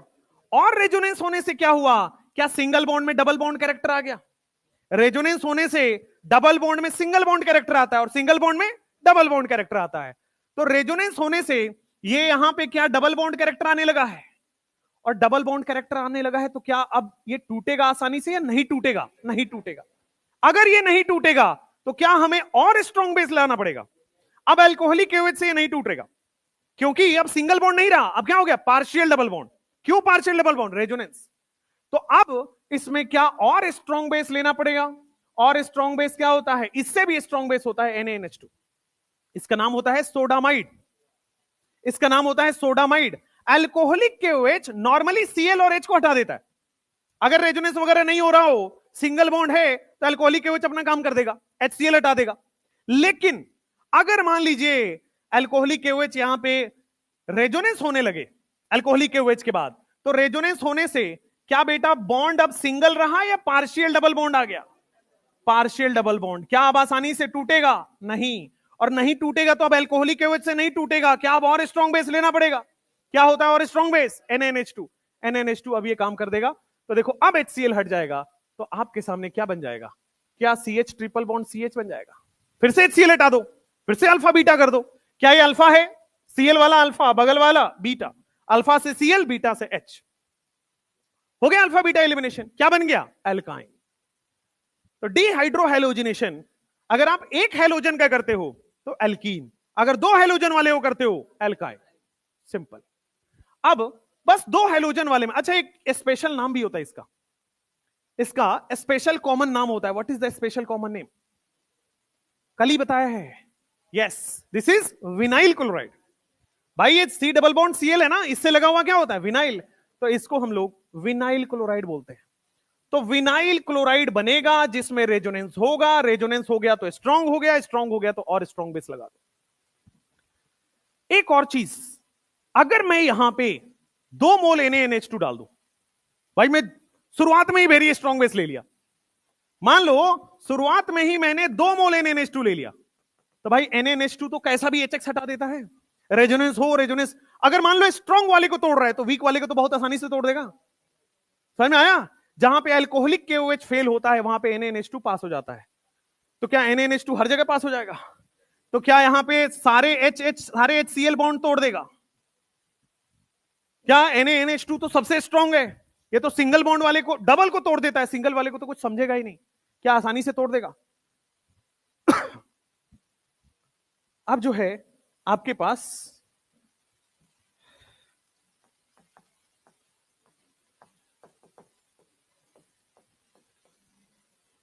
जेईई मेंस 2018 में सवाल आया जिसको लोगों ने बोनस मार्क्स के लिए अप्लाई कर दिया और बोनस देना पड़ा। देखना क्यों आया।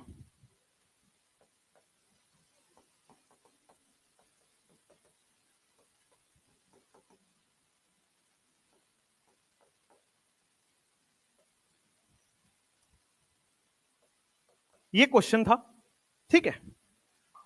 कहा जा रहा है कि CH3 C triple bond CH बन गया है, ठीक है, प्रोडक्ट बना के दे दिया। पूछ रहा था रिएजेंट कौन कौन से हैं, रिएजेंट क्या लिया गया होगा। तो सबसे पहला ऑप्शन दिया गया था अल्कोहलिक KOH। फिर दूसरा दिया गया, बी ऑप्शन दिया गया था, alcoholic KOH and RO minus. Alcoholic KOH followed by RO minus. फिर लिखा गया था alcoholic KOH followed by NaNH2। और तीसरे में लिख दिया था उसने NaNH2। अब उसको ये बोनस करना पड़ गया। सोचो क्यों? सोचो क्यों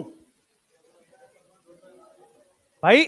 alcoholic KOH followed by NaNH2 ये तो होगा ही, लेकिन अगर कुछ भी नहीं लिखा होता है तो क्या NaNH2 एक्सेस में है? तो अगर NaNH2 एक्सेस में दे दोगे तो बहुत आसानी से हो जाएगा। तो इसलिए C और D दोनों ऑप्शन हो गया था। NTA ने पहले तो ये बोला कि नहीं नहीं वो 1 मोल है, बट अगर नहीं लिखा है दैट मींस एक्सेस। ये कोर्ट वोट में जाके लास्ट ईयर ये लोग कराए थे सही, और करना पड़ा। 4 नंबर सबको मिला। ठीक है, 4 नंबर उन्हीं को मिलता है जो कोई एक ऑप्शन इसमें से सही किए हो।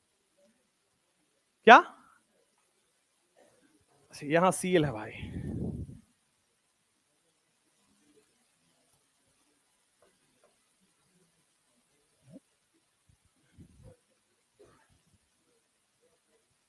क्या? नहीं नहीं, बोनस कैसे मिलता उसका रूल समझो भाई। बोनस अगर आप छोड़ के आए हो तो आपको 0 नंबर मिलेगा। अगर मान लो वो क्वेश्चन आपने छोड़ दिया तो you are allotted 0 marks. Bonus ऐसा नहीं होता कि सबको मिल गया भाई overall, that is not the case. जो अटेम्प्ट किया है उसको मिलेगा, और अटेम्प्ट भी सही ऑप्शन में से कोई किया होना चाहिए। पता लगे ए ऑप्शन मार के वो तो गलती है ना, उसके थोड़ी 4 नंबर मिल जाएंगे। तो अटेम्प्ट भी 4 नंबर उन्हीं को मिलते हैं जो सी या डी में से कोई ऑप्शन मारा होता है। ठीक है भाई, कोचिंग इंस्टीट्यूट्स में सबको ही मिलता है। यहां हमारे पास वो वाला सॉफ्टवेयर थोड़ी है कि अब आइडेंटिफाई करें कि करके बैठ के किसने सी मारा किसने डी मारा। यहां तो ठीक है, सदाबहार है। हाँ, RO माइनस, एल्कोहलिक KOH ही RO माइनस है। एल्कोहलिक KOH का ही अदर फॉर्म RO माइनस है। तो 2 मोल एल्कोहलिक KOH लेने से रिएक्शन थोड़ी हो रहा है, इसलिए। चलिए, तो सी भी था, डी भी था। लिखिए विसिनल डाइहैलाइड। टाइम हो गया? होता रहता है बेटा, बड़ी बड़े शहरों में छोटी छोटी बातें होती रहती है। लिखो भाई,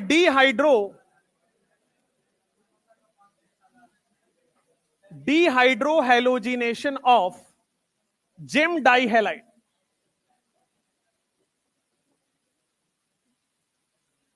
जेम डाइहैलाइड का बहुत इंपॉर्टेंट है। उसके बाद एक और रिएक्शन है, छोटा सा है।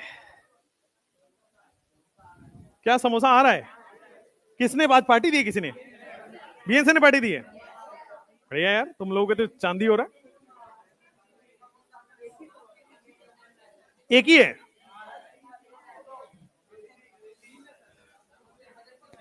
इससे ये पता चलता है कि तुम्हारा ऑर्गेनिक का मास्टर बहुत दिलदार आदमी है ना। इससे ये प्रूव हो रहा है। क्यों भाई? एक बार और हो जाए, अब होगा, टेंशन मत लो, बट सिलेबस खत्म होने के बाद। ठीक है, एल्कोहल, उसके बाद एल्डिहाइड कीटोन, उसके बाद अमाइन। ये 3 ही, मतलब लास्ट के 2 ही चैप्टर तो बचे हैं मेन। अब बायोमोलिक्यूल यार सबसे छोटा चैप्टर है, उसको चैप्टर नहीं मानते, उसको 1 शॉर्ट चैप्टर मानते। They are not chapters, they are 1 short chapters. ठीक है, बट आपका 2 शॉर्ट में होगा, आपके में 2 क्लास लगेगा। ठीक है, और एक चीज मैं बता देता हूं, जनरली ऑर्गेनिक वाली रिएक्शन को भी, सॉरी बायो वाली रिएक्शंस को भी यहां पढ़ाया जाता है केमिस्ट्री में। वो गलती हम नहीं करेंगे। हम लोगों के एनसीईआरटी केमिस्ट्री में जितना दिया हुआ है वही हम लोग बायोमोलिक्यूल में पढ़ेंगे। जबरदस्ती स्टाइल मारने की जरूरत नहीं कि हमें बायोमोलिक्यूल भी आता है बायो वाला ना। ठीक है, कुछ ओवरलैप रिएक्शंस हैं वो भी करेंगे, जो आपके बायो में भी लिखना है और यहां भी लिखना है। कुछ रिएक्शंस हैं वो ओवरलैप रिएक्शन करेंगे, बट जबरदस्ती स्टाइल मारने के लिए नोट्स बड़ा नहीं करेंगे। ठीक है, जो वहां पढ़ चुके हो वहां पढ़ने दो, जो एनसीईआरटी केमिस्ट्री में है वही पढ़ेंगे।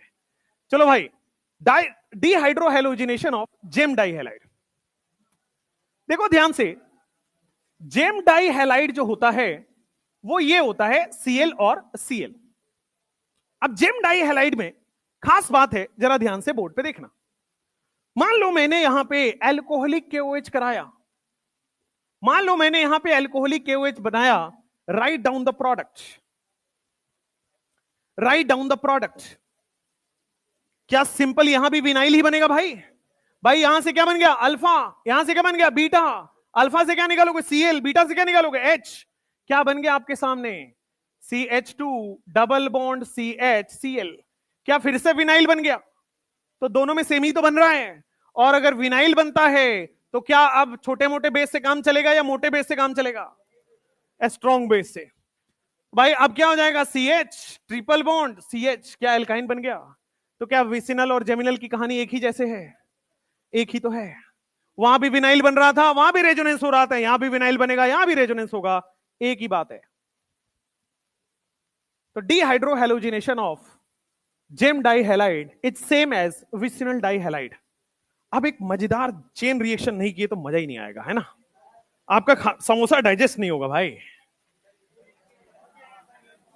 चेन रिएक्शन किसकी क्लास है? सर्वेसर की।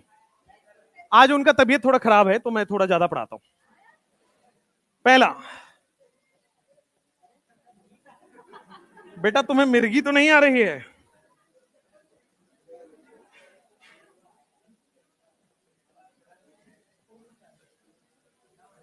हाँ, शांत। बन रहा है ए में आपने PCl5 डाल दिया, बन रहा है बी में आपने 3 मोल NaNH2 डाल दिया है, बन रहा है C। और C में आपने CH3I डाल दिया है, बन रहा है D। Identify ABCD, identify ABCD।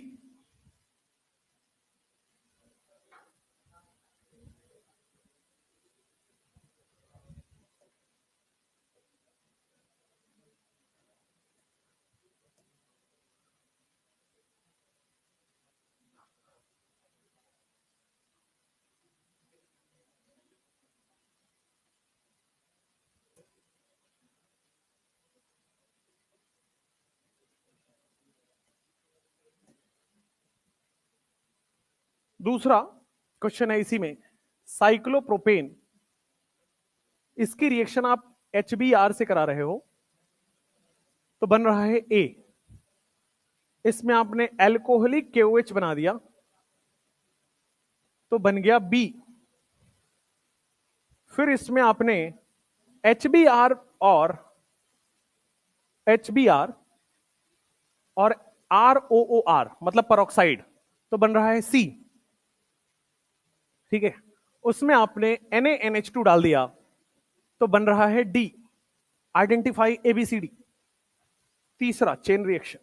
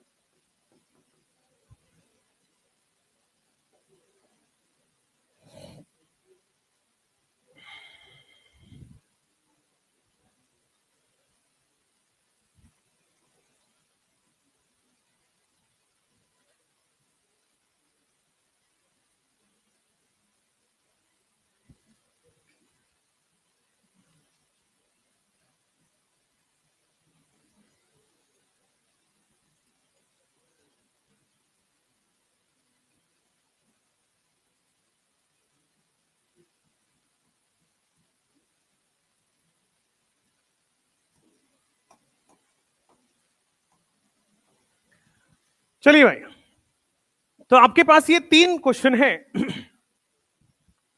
Solve कर लिया होगा, करिए, 10 सेकंड लीजिए।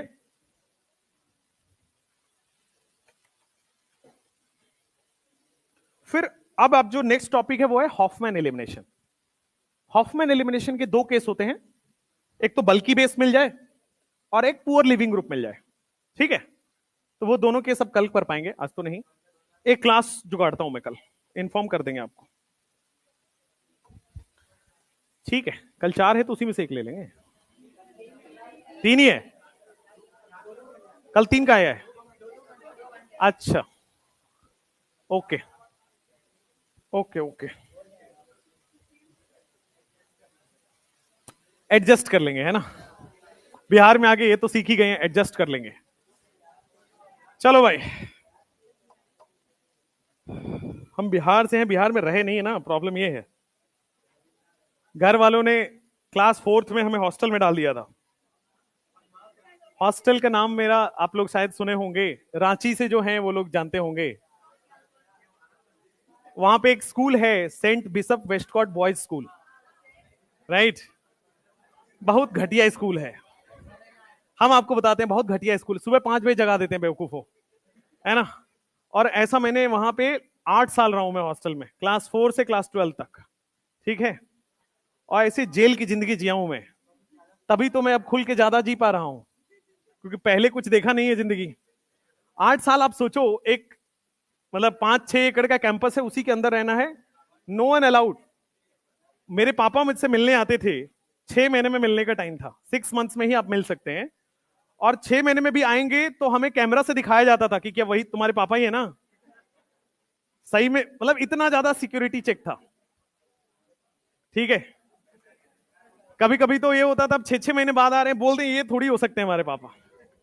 ठीक है, चलो।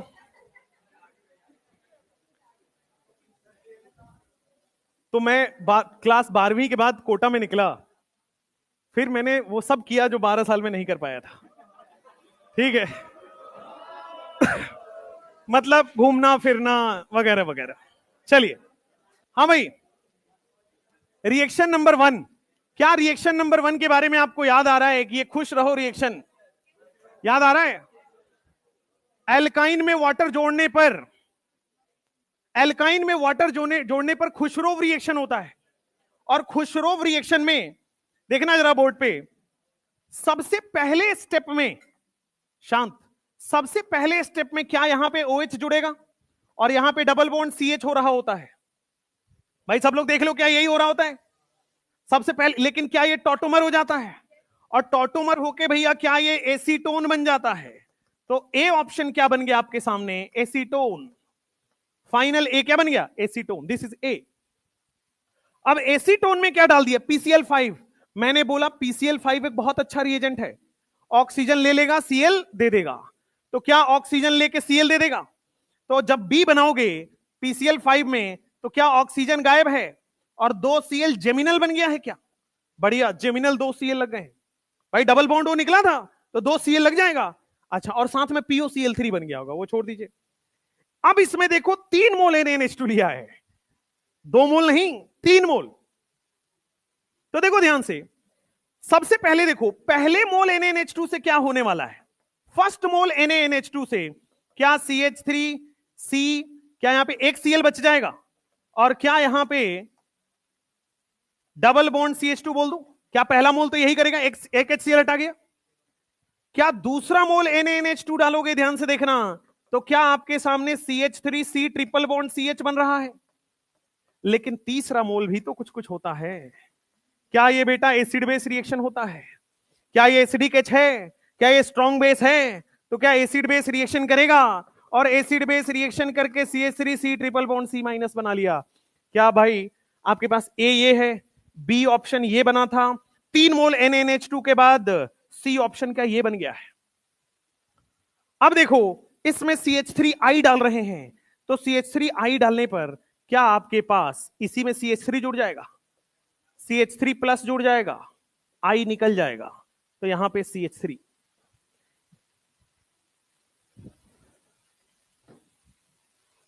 तो ये डी ऑप्शन बन गया है।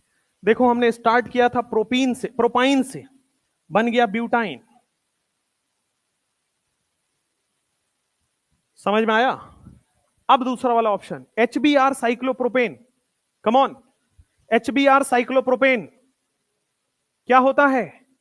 क्या साइक्लोप्रोपेन, मैंने आपको बताया था कि साइक्लोप्रोपेन के सिंगल बॉन्ड डबल बॉन्ड की तरह बिहेव करते हैं। साइक्लोप्रोपेन के सिंगल बॉन्ड डबल बॉन्ड की तरह बिहेव करेंगे तो क्या डबल बॉन्ड टूटेगा और टूट के HBr ऐड हो जाएगा। तो HBr ऐड कर दो तो कितने कार्बन है? 1 2 3, 3 कार्बन में भाई सिमेट्री है, तो कहां ऐड कर दोगे? कहीं Br ऐड कर दो। मान लो यहां पे H ऐड किया, यहां पे क्या ऐड करोगे? Br ऐड कर दिया, तोड़ दिया HBr। एल्कीन में जैसे होता है, एल्कीन में कर दिया। अब एल्कोहलिक KOH क्या करेगा? क्या एलिमिनेशन हो जाएगा? HBr पेरोक्साइड क्या करेगा? एंटी मार्कोनिकॉफ रूल, क्या वापस यहां पे Br लगा देगा? NaNH2 क्या करेगा? वापस से एलिमिनेशन कर देगा। क्या क्लियर हो गया? कोई प्रॉब्लम तो नहीं है? देख लीजिए, बार बार वही सारी चीजें रिपीट हो रही है। साइक्लोप्रोपेन का सिंगल बॉन्ड डबल बॉन्ड की तरह बिहेव करता है। HBr लग जाएगा, कहीं किसी भी कार्बन पे सिमेट्री है, लगा दीजिए। HBr लगा दिया, एल्कोहलिक KOH एलिमिनेशन कर देगा, यहां से Br यहां से H, double bond. Anti Markovnikov rule, यहां पे Br यहां पे H लगा दिया, फिर से स्ट्रॉन्ग बेस या फिर से एंटी एलिमिनेशन। ये वाला देखो, थर्ड वाला VVIP, थर्ड वाला VVIP। आपके पास जब एम्स हुआ करता था तो ऐसा सवाल आया हुआ है। लास्ट 2014 में ही हुआ था क्या एम्स? शायद 19 में हुआ, जो भी हुआ 2014 का यह सवाल है। आइए जरा इस क्वेश्चन को करते हैं। मुझे बताओ Br2 का एडिशन एंटी होता है या सिन एडिशन होता है? एंटी एडिशन हमने पढ़ा है, Br2 इज एंटी एडिशन। तो क्या यहां पे Br2 का एंटी एडिशन होगा? यही समझना था। जो जो सिन एडिशन करेगा उससे नहीं हो पाएगा, लेकिन अगर एंटी एडिशन कर दिया तो हो जाएगा। क्या यहां पे Br लगा दोगे और यहां पे Br लगा दोगे? क्या यहां पे H और यहां पे H आ जाएगा? एंटी एडिशन हो गया। अच्छा, अब एल्कोहलिक KOH क्या करता है भाई? एल्कोहलिक KOH क्या करता है? HBr हटाता है, तो Br यहां से एंटी एलिमिनेशन होगा नहीं होगा? Br का एंटी एलिमिनेशन हो जाएगा, एल्कोहलिक KOH। लेकिन यहां कैसे होगा? एल्कोहलिक KOH क्या करेगा? Br का एंटी एलिमिनेशन हो गया, ठीक है। एल्कोहलिक KOH क्या यहां पे काम कर पाएगा नहीं कर पाएगा? हाँ बिल्कुल सही बात है। आप देखो यहां पे डबल बॉन्ड नहीं बनेगा, लेकिन क्या इधर से तो डबल बॉन्ड बन ही सकता है भाई, यहां से तो एंटी एलिमिनेशन हो ही सकता है। यही होगा, एक बार लेफ्ट में एंटी एलिमिनेशन होगा, एक बार राइट में एंटी एलिमिनेशन होगा। ये नहीं पूछा जा रहा है प्रोडक्ट, पूछा जा रहा है इसमें कितने एसिडिक हाइड्रोजन है। क्या एसिडिक हाइड्रोजन है भी या नहीं? ये देखो, एसिडिक हाइड्रोजन क्या होता है? वैसा हाइड्रोजन जो हटने के बाद स्टेबल एनायन बनाए। क्या यहां पे ऐसे दो हाइड्रोजन है जो एस हटने के बाद स्टेबल एनायन बनाएगा? देखो यहां से जब आप H+ हटाओगे तो क्या वो एरोमेटिक बन जा रहा है? तो यहां पे ऐसे हमारे पास दो हाइड्रोजन है जो कि क्या है? एसिडिक। कितना अमेजिंग सवाल है। इतने में इतना ही होगा। Thank you.